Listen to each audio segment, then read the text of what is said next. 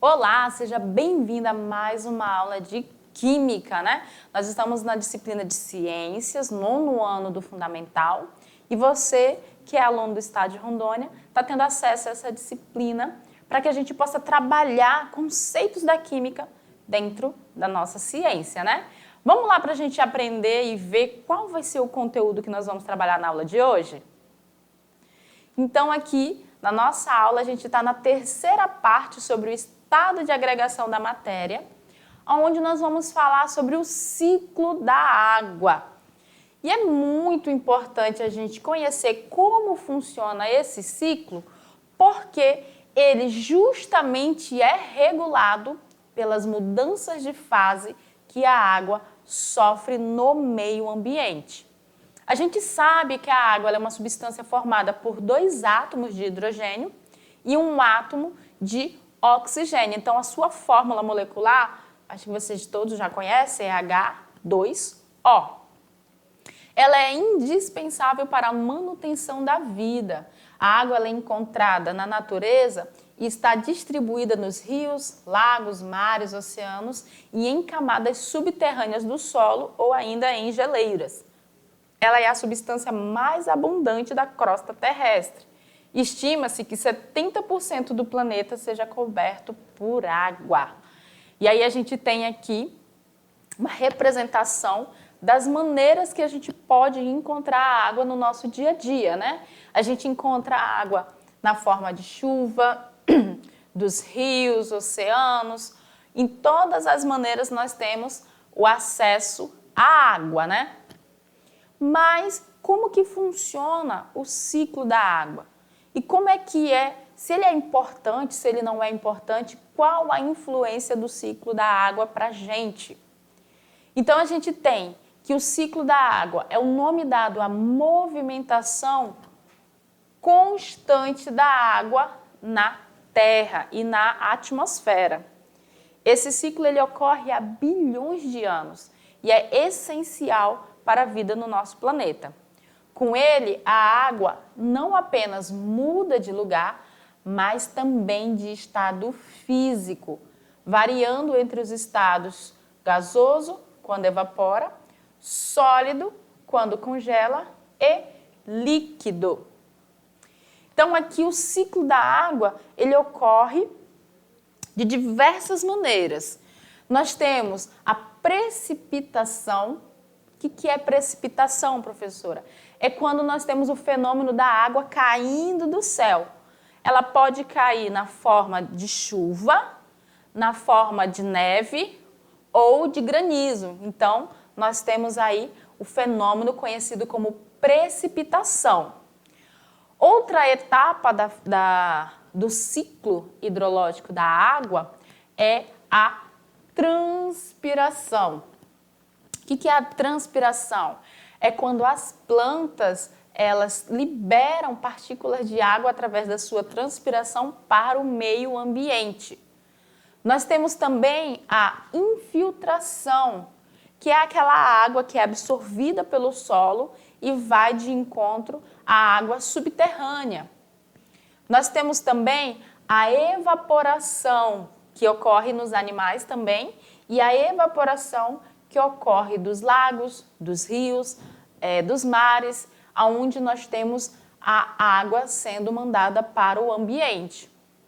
E nós temos ainda também a condensação, que é quando nós temos a formação das nuvens e também da chuva. Então, se a gente for observar as etapas do ciclo da água, elas são 5, né? Precipitação, condensação, transpiração, infiltração e evaporação. Então, vamos lá. O que é a evaporação?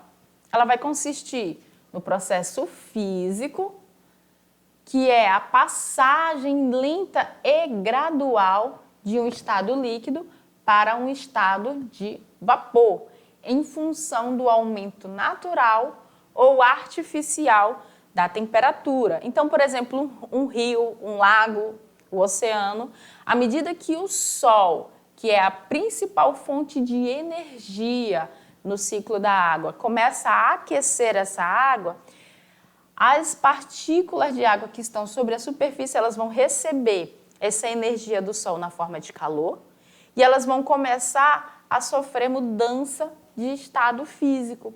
Vão ser liberadas para o meio ambiente na forma de vapor. Esse é um processo lento e gradual, que ocorre com ou sem a influência do ser humano. O ser humano ele não interfere nesse ponto diretamente. Lógico, nós temos as situações do efeito estufa e tudo mais que interfere sim no ciclo da água. Mas se o homem não existisse, digamos, no planeta, esse ciclo ainda ocorreria sem a influência do homem, pois o Sol continuaria a fornecer energia na forma de calor. E a condensação? A condensação a gente viu que é a passagem do estado de vapor para o estado líquido, que também é conhecido como liquefação. Isso ocorre naturalmente também no meio ambiente. A gente tem aí a condensação da água que está em vapor no meio ambiente, que forma as nuvens. Nós temos a condensação da água que está na forma de vapor no meio ambiente, que vai lá formar o orvalho da manhã. E esse é um processo que vai ocorrer pela perca de energia. Vamos aqui, a evaporação. A água absorveu energia e começou a evaporar.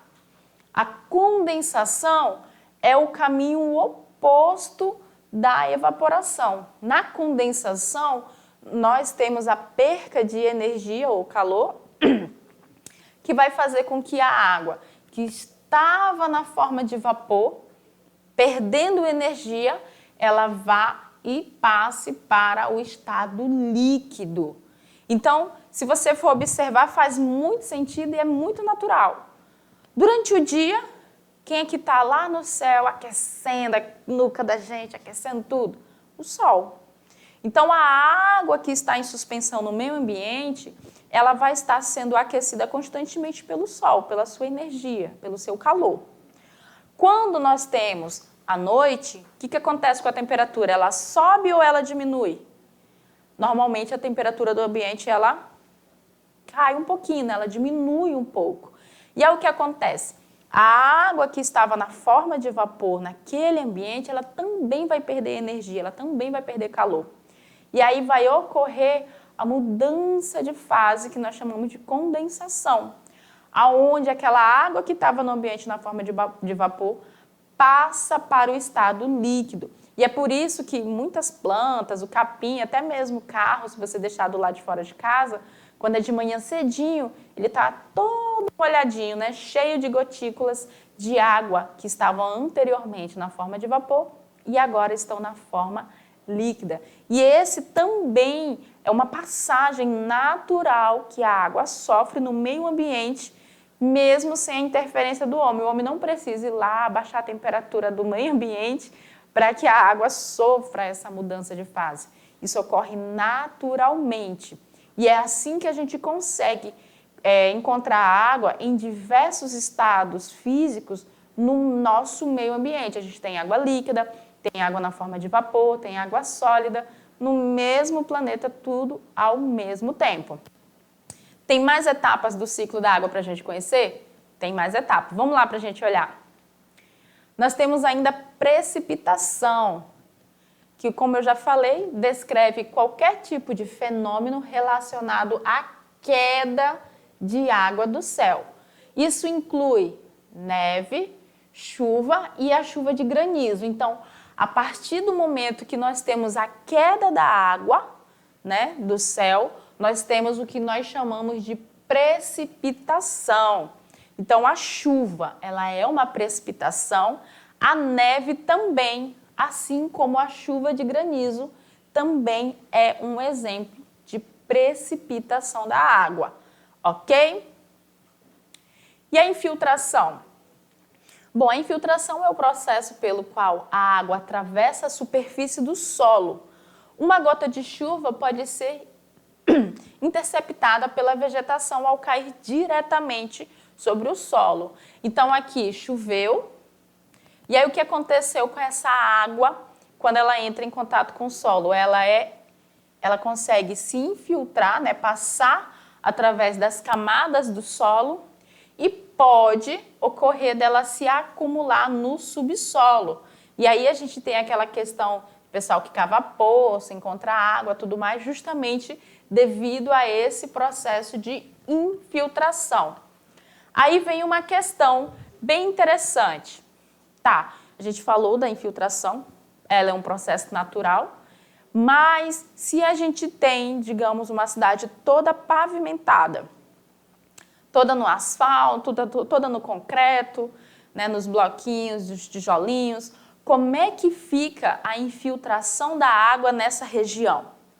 Aí, pessoal, a gente tem uma dificuldade, sim, dessa água se infiltrar. Por isso que muitas cidades, né, quando ela não tem um sistema de escoamento da água adequado, ou até mesmo porque a população joga o lixo em lugares indevidos, nós temos as questões de inundação durante a época de chuvas, né? Porque a água já tem uma dificuldade, dependendo da quantidade de água que vem numa chuva, e ainda tem esse agravante pela pavimentação que dificulta a infiltração da água pelo solo. Então, aí tem essas questões também que tem que ser observada. Naturalmente, choveu, o solo vai absorver, mesmo que seja lentamente, a água da chuva. Mas quando a gente compacta o solo ou ainda pavimenta, essa infiltração ela é dificultada, tá ok? Então, vamos lá, continuar na nossa aula. E a transpiração?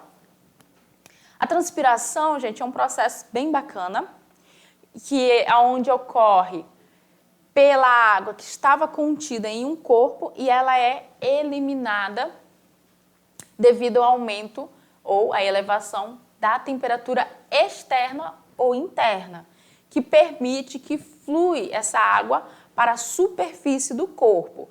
Então, se a gente observar essas plantas aqui, ó, elas estão dentro de um frasco fechado e a gente consegue visualizar a formação de gotículas na parede dos vidros delas. Isso por quê? Porque essas plantas aqui, ó, elas estão transpirando. A transpiração, ela é um processo natural que ocorre tanto nas plantas quanto também nos animais, tá, gente?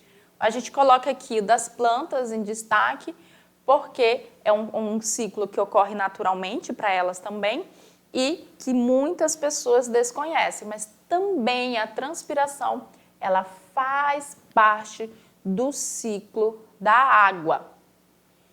Então, resumindo o ciclo da água, o que nós temos? Nós temos a condensação, onde nós vamos ter a formação das nuvens, né? À medida com que essas nuvens, a água que está nela vai condensando, nós vamos ter a formação da precipitação, que é o fenômeno da água que cai do céu, seja na forma da chuva, na forma de neve ou ainda na forma de granizo.